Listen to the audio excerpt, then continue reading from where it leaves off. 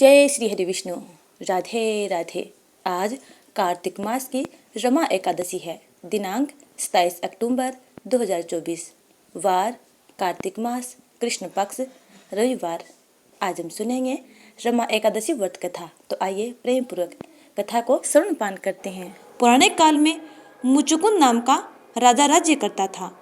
वह बड़ा सत्यवादी तथा विष्णु भक्त था। उसका राज्य बिल्कुल निष्कंटक था। उसकी चंद्रभागा नाम की एक कन्या थी, जिसका विवाह उसने राजा के पुत्र शोभन से कर दिया। राजा मुचुकुंद एकादशी का व्रत बड़े ही नियम से करता था और उसके राज्य में सभी कठोरता से इस नियम का पालन करते थे। नगर में मनुष्य से लेकर पशु पक्षी भी व्रत रखते थे। एक बार कार्तिक माह में राजकुमार शोभन अपने ससुराल आया हुआ था। उस दौरान रमा एकादशी का व्रत आने वाला था। शोभन की पत्नी चंद्रभागा ने सोचा कि मेरे पति तो बड़े कमजोर हृदय के हैं, वे एकादशी का व्रत कैसे करेंगे, जबकि पिता के यहाँ तो सभी को व्रत करने की आज्ञा है। चंद्रभागा ने पति को बताया कि यहाँ जीव जंतु भी एकादशी के दिन भोजन नहीं करते हैं।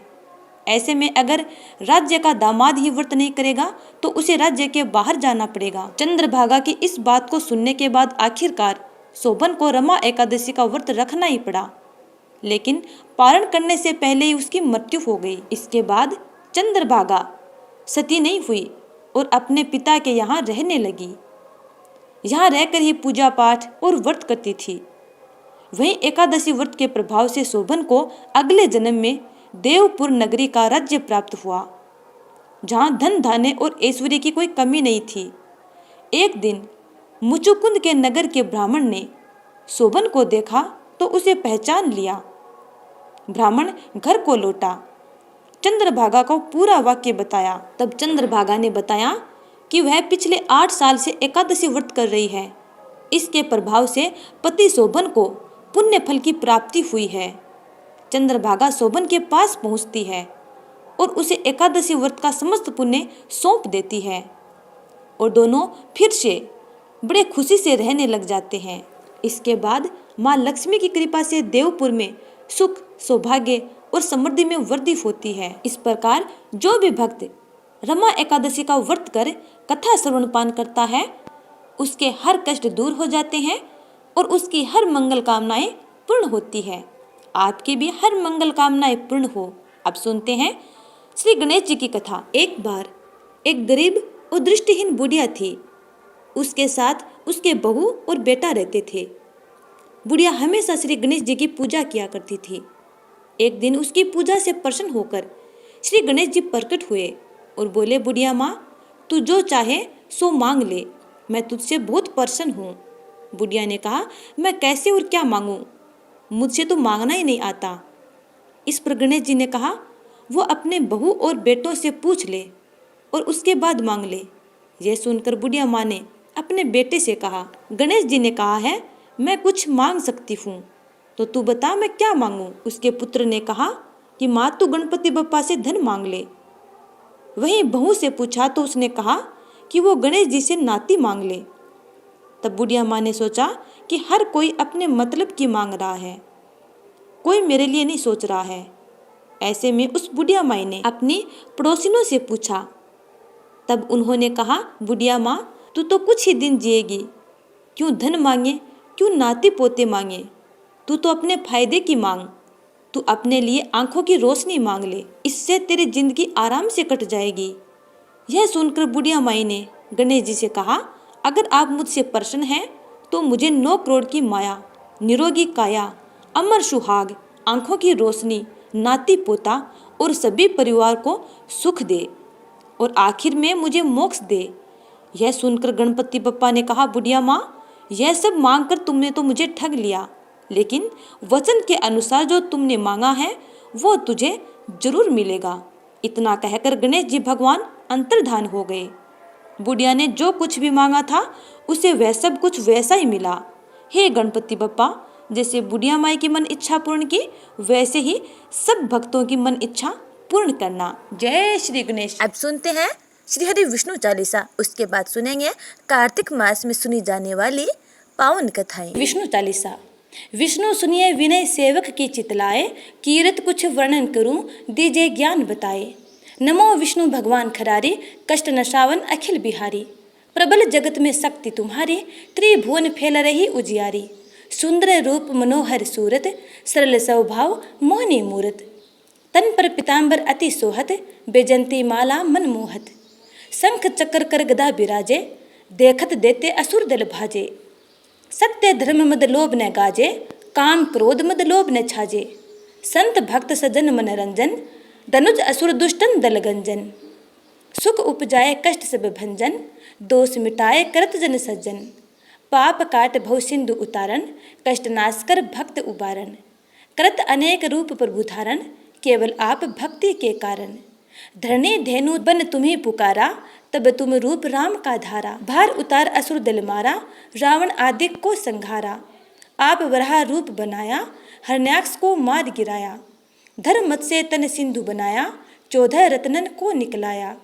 अमिलक असुर ने द्वंद्व मचाया, रूप मोहिनी आप दिखाया। देवन को अमृत पान कराया, असुरन को छवि से बहलाया। कुर्म रूप धर सिंधु मझाया, मंदराचल गिरि तुरत उठाया। शंकर का तुम फंद छुड़ाया, भस्मासुर को रूप दिखाया। वेदन को जब असुर डुबाया, कर प्रबंध उन्हें ढूंढवाया। मोहित बनकर खल ही नचाया, उसी कर से भस्म कराया। असुर जलंधर अति बलदाई, शंकर से उनकी न लड़ाई। हार पार शिव सकल बनाई, कीन सती से छल खल जाई। सुमिरन कीन तुम्हें शिवरानी, बतलाई सब विपत कहानी। तब तुम बने मुनीश्वर ज्ञानी, वृंदा की सब सूरति भुलानी। देखत तीन दनुज शैतानी, वृंदा आए तुम्हें लपटानी। हो सप्रस धर्म क्षति माने, हना असुर उर शिव शैतानी। तुमने ध्रुव प्रहलाद उबारे, हिरण्याकुश आदिक खल मारे। गणिका और अजा मिलतारे, भूत भक्त भव सिंधु उतारे। हरहु सकल संताप हमारे, कृपा करहु हरि सिरजन हारे। देखूं मैं निज दर्श तुम्हारे, दीन बंधु भक्तन हितकारे। चहत आपका सेवक दर्शन, करहु दया अपनी मधुसूदन। जानो नहीं योग्य जप पूजन, होए यज्ञ स्तुति नुमोदन। शील दया संतोष सुलक्षण, विदित नहीं व्रत बोध विलक्षण। करहुम आपका किस विधि पूजन, कुमति विलोक होत दुख भीषण। करहुम प्रणाम कौन विधि सुमिरन, कौन भांति में करहूँ समर्पण। सुर मुनि कृत सदा सेवकाई, हर्षित रहत परम गति पाई। दीन दुखिन पर सदा सहाय, निज जन जान लेव अपनाई। पाप दोष संताप नसाओ, भव बंधन से मुक्त कराओ। सुख संपत्ति दे सुख उपजाओ, निज चरणन का दास बनाओ। निगम सदा ये विनय सुनावे, पढ़े सुने जो जन सुख पावे। अब सुनते हैं कार्तिक मास की अत्यंत पावन कथाएं। तुलसी माता की कथा। कार्तिक महीने में सब औरतें तुलसी माता को सींचने जाती। सब तो तुलसी माता को सींच कर आ जाती, परंतु एक बुढ़िया माई आती और कहती कि हे तुलसी माता, सबकी दाता, मैं तेरा बिरला सींचती हूँ, तू निस्तार कर मेरा। मुझे बहू दे, पीले रंग की धोती दे, मीठा मीठा घास दे, बैकुंठा का वास दे, चटक की चाल दे, पटक की मोत दे, चंदन को काट दे, झालर की झणकार दे, साईं को राज दे, दाल भात का जिमन दे, 11 को दिन दे और कृष्ण जी को कंधो दे। तब तुलसी माता यह बात सुनकर सूखने लगी।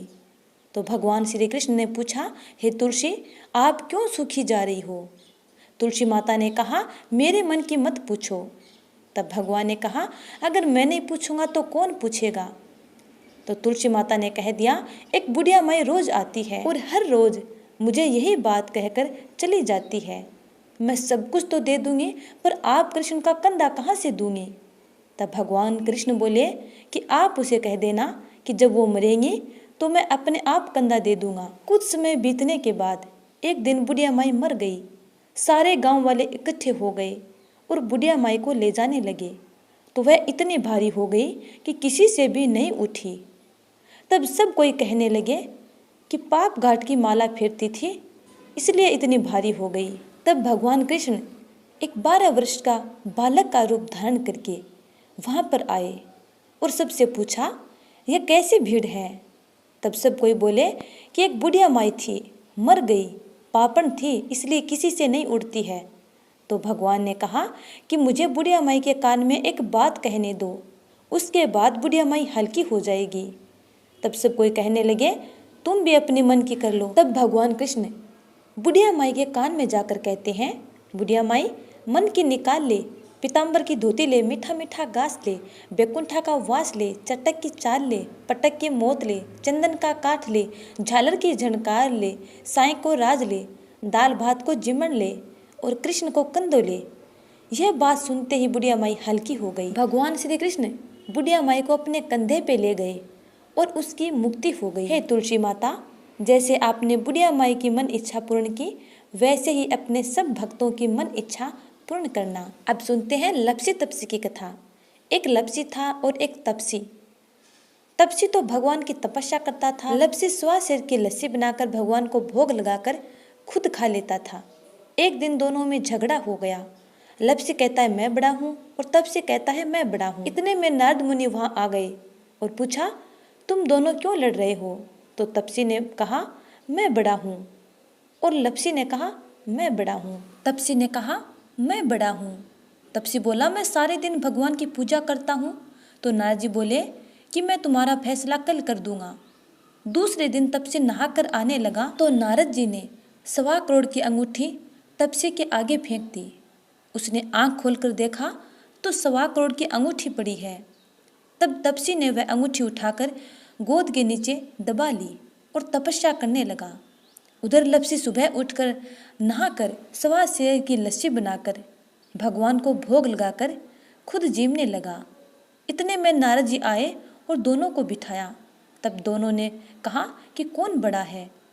तब तपसी ने कहा मैं बड़ा हूँ। तब नारद जी बोले, तू खड़ा हो। जब तपसी खड़ा हुआ तो उसके नीचे 1.25 करोड़ की अंगूठी निकली।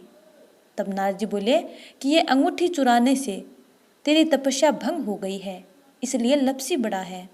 तो तपसी बोला कि महाराज, मेरी तपस्या का फल कैसे मिलेगा? नारद जी बोले कि तेरी तपस्या का फल कार्तिक महीने में कार्तिक नहाने वाली देंगी। आगे नारद जी बोले कि कार्तिक मास नहाने वाले जब सब कहानी सुनकर तेरी कहानी नहीं सुनेंगे तो उनके सब पुण्यों का फल तुझे मिल जाएगा। अब सुनते हैं कार्तिक मास की कथा। एक ब्राह्मण और ब्राह्मणी थे। वो 7 कोस दूर गंगा जमुना स्नान करने जाते थे। रोज इतनी दूर आने जाने से ब्राह्मणी थक जाती थी। एक दिन ब्राह्मणी कहती है कि कोई बेटा होता तो बहू आ जाती, घर वापस आने पर खाना बना हुआ मिलता, कपड़े धुले हुए मिलते। ब्राह्मण कहता है कि तूने बड़ी भली बात बताई है, चल मैं तेरे लिए बहू ला देता हूँ। ब्राह्मण फिर बोला कि एक पोटली में थोड़ा सा आटा बांध दे, उसमें थोड़ी सी मोहर असरफी डाल दे। उसने पोटली बांध दी और ब्राह्मण पोटली लेकर चल दिया। चलते चलते कुछ ही दूर एक गांव में जमुना जी के किनारे बहुत सारी सुंदर कन्याएं अपने घर बनाकर खेल रही थी। उनमें से एक लड़की बोलती है कि मैं तो अपना घर नहीं बिगाड़ूंगी, मुझे तो रहने के लिए ये घर चाहिए। उसकी बात सुन ब्राह्मण के मन पर वही लड़की छा गई और मन ही मन सोचने लगा कि बहू बनाने के लिए यही लड़की ठीक रहेगी। जब वह लड़की जाने लगी तो ब्राह्मण भी उसके पीछे पीछे चला और जब वह लड़की अपने घर पहुंचती है तब बूढ़ा ब्राह्मण बोला, बेटी कार्तिक का महीना है, मैं किसी के यहाँ खाना नहीं खाता। तुम अपनी माँ से पूछो कि मेरा आटा छान कर 4 रोटी बना देगी क्या? यदि वह मेरा आटा छान कर रोटी बनाएंगी तभी मैं खाऊंगा। लड़की अपनी माँ को सारी बात बताती है। माँ कहती है कि बेटी बाबा से कह दो कि मैं रोटी बना दूंगी। लेकिन लड़की कहती है कि नहीं माँ, बाबा ने कहा है कि मेरा आटा छान कर बनाओगी तभी वह खाएंगे। तब उसकी माँ कहती है कि ठीक है, जा बाबा से कह दे अपना आटा दे दे। लड़की की माँ जैसे ही आटा छानती है तो उस आटे में मोहर असरफी निकलती है। वह सोचती है कि जिसके आटे में इतनी मोहर असरफी है उसके घर न जाने कितना धन दौलत होगा। जब ब्राह्मण रोटी खाने बैठा तो लड़की की माँ बोली, बाबा तुम लड़की की सगाई करने जा रहे हो? बाबा बोला कि मेरा लड़का तो काशी बनारस पढ़ने गया हुआ है, लेकिन अगर तुम कहो तो मैं खांड कटोरा से तेरी लड़की को ब्याह कर साथ ले जाऊं। लड़की की माँ बोली, ठीक है बाबा, और वह उस लड़की का विवाह कर अपने घर ले आया। रामू की माँ दरवाजा खोल, देख मैं तेरे लिए बहू लेकर आया हूँ, आकर बहू का स्वागत सत्कार कर। ब्राह्मणी बोली, दुनिया तो ताने मारती थी, अब आप भी ताने मारने लग गए। हमारे तो 7 जन्म तक कोई बेटा बेटी नहीं है, तो बहू कहाँ से आएगी? ब्राह्मण बोला, ना, तू दरवाजा तो खोल। ब्राह्मणी ने दरवाजा खोला तो सामने बहू खड़ी देखी, तो वह आदर सत्कार से बहू को अंदर ले गई। अब जब ब्राह्मणी ब्राह्मण नहाने जाते तो बहू घर का सारा काम करके रखती, खाना बनाती और सास ससुर के कपड़े धोती और रात में उनके पैर दबाती। इस तरह से काफी समय बीत जाता है। सासू बहू को सीख देती है कि बहू, चूल्हे की आग न बुझने देना और मटके का पानी खत्म ना होने देना। एक दिन चूल्हे की आग बुझ गई। बहू भागी भागी पड़ोसन के घर गई और बोली, मुझे थोड़ी सी आग दे दो, मेरे चूल्हे की आग बुझ गई है। मेरे सास ससुर सुबह 4 बजे से बाहर गए हुए हैं और वे थके हारे वापस आएंगे। मुझे उनके लिए खाना बनाना है। पड़ोसन कहती है, अरे तू तो बावली है, तुझे तो ये दोनों मिलकर पागल बना रहे हैं। इनका ना कोई बेटा है और ना ही कोई बेटी है। बहू बोली, ना ना, आप ऐसे मत बोलो, क्योंकि इनका बेटा काशी बनारस पढ़ने गया है। पड़ोसन बोली, अरे तुझे ये झूठ बोल कर लाई हैं, इनका कोई बेटा नहीं है। अब बहू पड़ोसन की बातों में आ गई और कहने लगी कि अब आप ही बताओ मैं क्या करूं। पड़ोसन कहने लगी, करना क्या है, जब सास ससुर आए तब जली फूंकी रोटी बना देना, अलूनी पलूनी दाल बना देना, खीर की कड़छी दाल में और दाल की कड़छी खीर में डाल देना। बहू पड़ोसन की सारी सीख लेकर अपने घर आ गई और जैसा पड़ोसन ने बताया वैसा ही उसने किया। जब सास ससुर घर आए तब भूखों का कोई आदर सत्कार बहू ने नहीं किया और ना ही उनके कपड़े धोए। जब सास ससुर को खाना दिया तो सास बोली, बहू ये जली फूंकी रोटी क्यों है और दाल भी अलूनी है? बहू पलट कर जवाब देती है कि आज यही खाओ। सासू जी, अगर एक दिन ऐसा खाना खा लिया तो तुम्हारा कुछ बिगड़ नहीं जाएगा, मुझे तो जीवन भर ही अनूठी रहना है। बहू की बातें सुनकर सास बोली, आज तो बहू ने अच्छी सीख नहीं सीखी है। अब बहू फिर से पड़ोसन के घर भागती है और कहती है कि अब आगे बताओ मुझे क्या करना है। पड़ोसन बोली कि अब तू 7 कोठों की चाबी मांग लेना। अगले दिन जब सास जाने लगी तो बहू अड़ गई कि मुझे 7 कोठों की चाबी चाहिए। तो ससुर कहने लगा कि दे दो इसे चाबी, आज नहीं तो कल इसे चाबी देनी ही है। हम आज हैं कल नहीं, इसलिए चाबी दे दो। सास ससुर के जाने के बाद बहू ने कोठे खोल कर देखे तो किसी में अन्न भरा है, किसी में धन भरा है, किसी में बर्तन भरे हैं, सभी में अटूट भंडार भरे पड़े हैं। जब बहू ने 7वां कोठा खोला तो उसमें महादेव जी, पार्वती जी, गणेश जी, लक्ष्मी जी, पीपल पथवारी, कार्तिक के ठाकुर, राई दामोदर, तुलसा जी का बिड़वा, गंगा जमुना बह रही है। 36 करोड़ देवी देवता भी विराजमान हैं और वहीं एक लड़का चंदन की चौकी पर बैठकर माला जप रहा है। सब देखकर बहू बोली, तुम कौन हो? लड़का कहता है कि मैं तेरा पति हूँ। दरवाजा बंद कर दे, जब मेरे माँ बाप आएंगे तब खोलना। सारा नज़ारा देखकर बहू बहुत खुश हुई और नाचती फिरने लगी। 16 श्रृंगार कर सुंदर वस्त्र धारण करके सास ससुर का इंतजार करने लगी। उनके लिए 36 प्रकार के पकवान बनाकर रखे। सास ससुर जब वापस आए तब उसने उनका बहुत आदर सत्कार किया, उनके कपड़े धोए, उनके पैर दबाए। बहू सास के पैर दबाते कहने लगी, माँ जी, आप इतनी दूर 12 कोस यात्रा करके गंगा जमुना का स्नान करने जाती हो, थक नहीं जाती? घर में क्यों नहीं स्नान कर लेती? बहू की बात सुनकर सास कहने लगी, भला गंगा जमुना भी घर में बहा करती है क्या? बहू बोली, हाँ माँ जी, चलो मैं आपको दिखाती हूँ। उसने 7वां कोठा खोल कर दिखाया तो उसमें गणेश जी, लक्ष्मी जी, महादेव, पार्वती, पीपल पथवारी माता लहरा रही है, तुलसी जी लहरा रही है, कार्तिक के ठाकुर, राय दामोदर और गंगा जमुना बह रही है। 36 करोड़ देवी देवता विराजमान हैं और वहीं तिलक लगाए चंदन की चौकी पर एक लड़का माला जप रहा है। माँ ने कहा कि तू कौन है? लड़का बोला, माँ मैं तेरा बेटा हूँ। बुढ़िया फिर बोली, तू कहाँ से आया? लड़के ने कहा कि मुझे कार्तिक देवता ने भेजा है। बुढ़िया कहती है कि बेटा, ये दुनिया कैसे मानेगी कि तू मेरा बेटा है, और कैसे जानेगा मेरा घर का धनी? क्या जानेंगे देवरानी जिठानी क्या जानेगा मेरा अगड़ बगड़ पड़ोस की, तू मेरा ही बेटा है। बुढ़िया ने विद्वान पंडितों से सलाह ली तो वे बोले, इस पार बहू बेटा साथ खड़े हो जाएं और उस पार बुढ़िया खड़ी हो जाए। तब विद्वान पंडितों ने कहा, यदि बुढ़िया माई के आंचल से दूध की धार बह निकले और बेटे की दाढ़ी मूछ भीग जावे, पौन पानी से गठजोड़ा बंधे, तब जाने कि ये बुढ़िया माई का बेटा है। उसने ऐसा ही किया। बुढ़िया माई के आंचल से दूध की धार बह निकली, बेटे की दाढ़ी मूछ भीग गई, पौन पानी से बहू बेटे का गठजोड़ बंध गया। ब्राह्मण ब्राह्मणी की खुशी का पार न रहा, वे बहुत खुश हुए। हे कार्तिक के ठाकुर राय दामोदर भगवान, जैसे उस बुढ़िया माई की मन इच्छा पूर्ण की, वैसे ही अपने सब भक्तों की मन इच्छा पूर्ण करना। तो आज हमने सुनी कार्तिक मास के कृष्ण पक्ष की रमा एकादशी व्रत कथा और कार्तिक मास में सुनी जाने वाली अत्यंत पावन कथाएं। उम्मीद है कि आपको ये वीडियो अच्छा लगा है। यदि अच्छा लगा है तो लाइक कमेंट कर देना और चैनल को सब्सक्राइब नहीं किया है तो सब्सक्राइब कर लीजिएगा, ताकि इसी प्रकार की कथाओं के नोटिफिकेशन आप तक समय समय पर पहुंचते रहें और आप उनका लाभ उठा सकें। इसी के साथ इस वीडियो का यहीं पे समापन करते हैं। अगली कथा का इंतजार करना। तब तक के लिए जय श्री राधे, जय श्रीमन नारायण।